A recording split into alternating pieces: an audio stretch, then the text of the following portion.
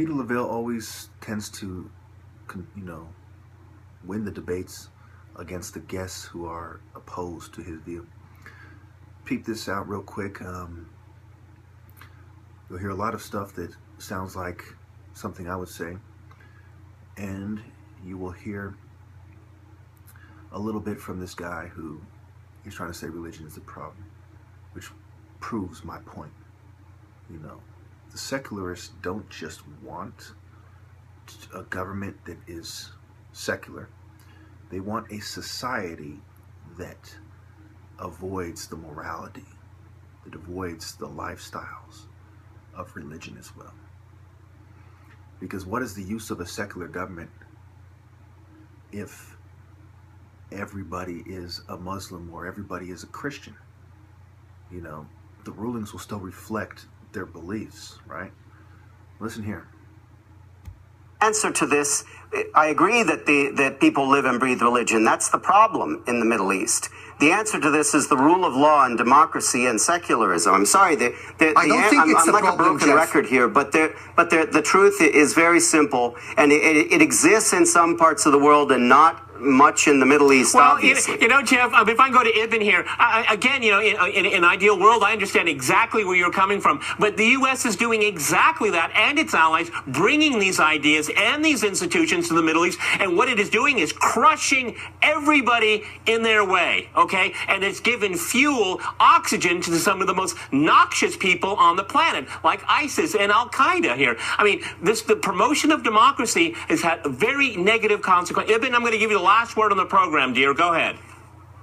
Yeah, but I think the biggest problem for the West is that it has lost its Christian faith because it needs the moral foundation. And I think in the confrontation with Islam, we see that the West is getting weaker and weaker because it has no spiritual foundation. And this is a kind of spiritual war. It's not only a political war.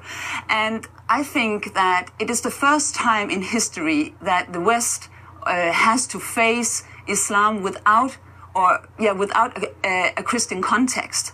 And we can see every day that Europe is getting weaker and weaker and will not win the fight over Islam. And I also have to say to the two gentlemen here that the goal of Islamic State is actually to conquer Rome, because they want to go to Rome and they want to govern in the place. Okay, on that note, we have to wrap up here. We've run out. Yes, she made good points. She was the best speaker in this crosstalk Endangered Christians, even though there was, I believe, a reverend there. He made pretty good points as well. Yes. You cannot beat somebody with you can't beat a group with strong religious convictions by being some weak, people.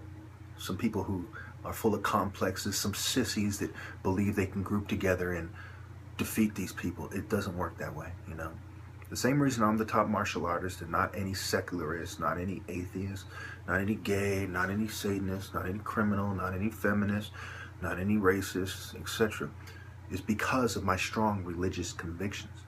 Now you can chop it up to psychological factors as a result, or you can chop it up to a deep connection with the Lord, okay?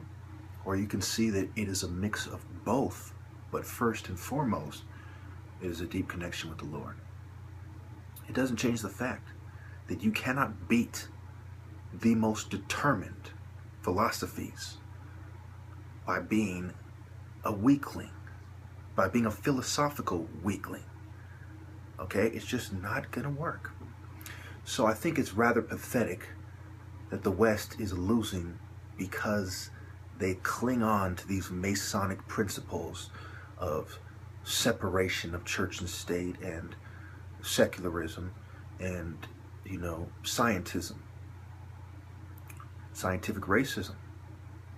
We have a bunch of weak racists who are crying about, these Muslims, they're calling them names, calling them sand N-words and so on, and saying, they're fanatics and they're this, that, and the other thing. But the people who are criticizing them, as I've pointed out many, many times, are not men of principle. You know, you need a whole lot of men who aren't men of principle to beat a small group of men of principle. Okay? And so if this small group grows, it becomes more and more hopeless. She's absolutely correct.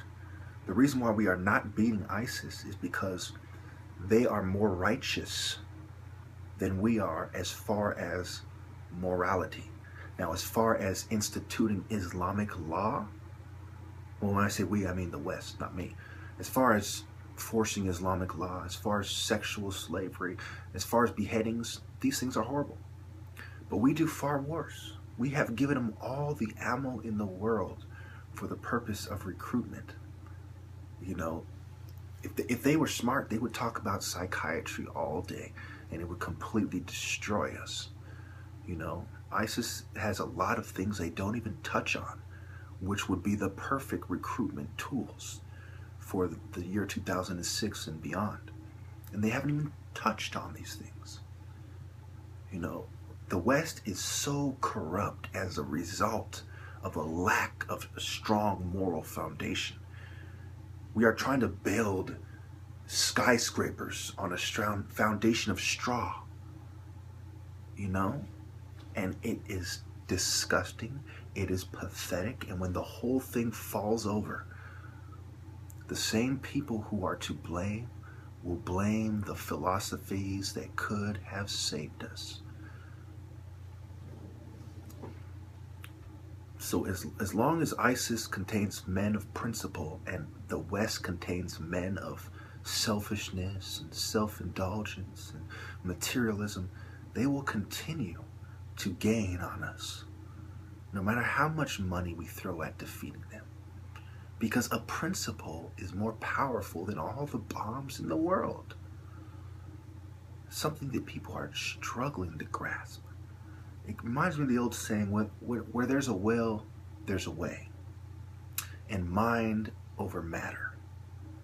The West is learning the hard way that their attack on Christianity is not helping them defeat the type of people who you need Christians to defeat. It's a very, very sad situation we find ourselves in. If you look at the Crusades, some of the greatest warriors in the Crusades were the most convicted people. There was great Muslim warriors, they were very convicted. There was Templars who were very convicted for the most part, until they went astray.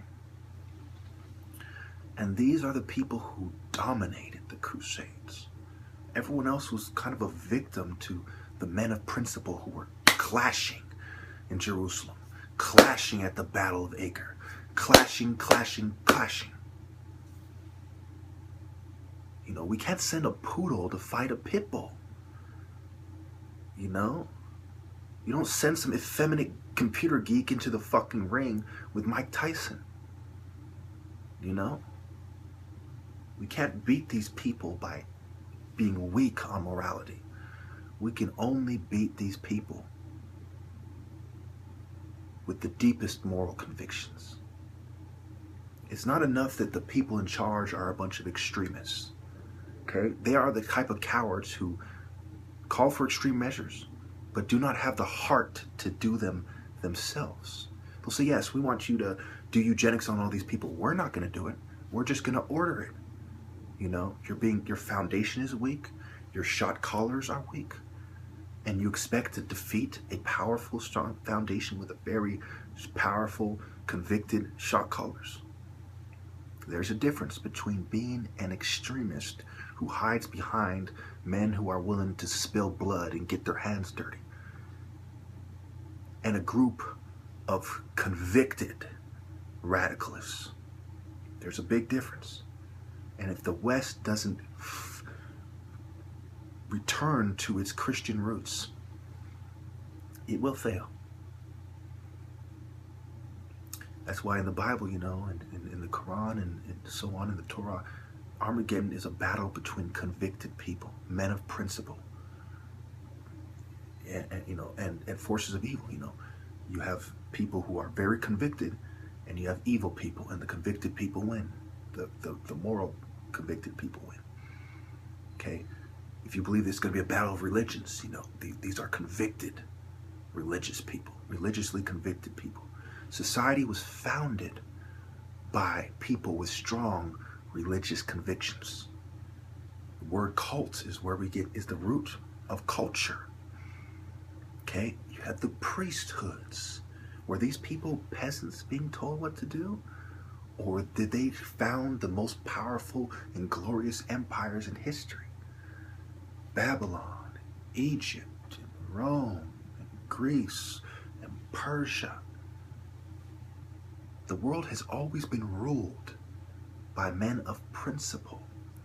And this temporary substitution with these cowards who are extremists, who don't have the heart to do the work themselves, it's not going to last very long. They're going to get killed because they are cowards, because they are weak, because they lack strong religious convictions.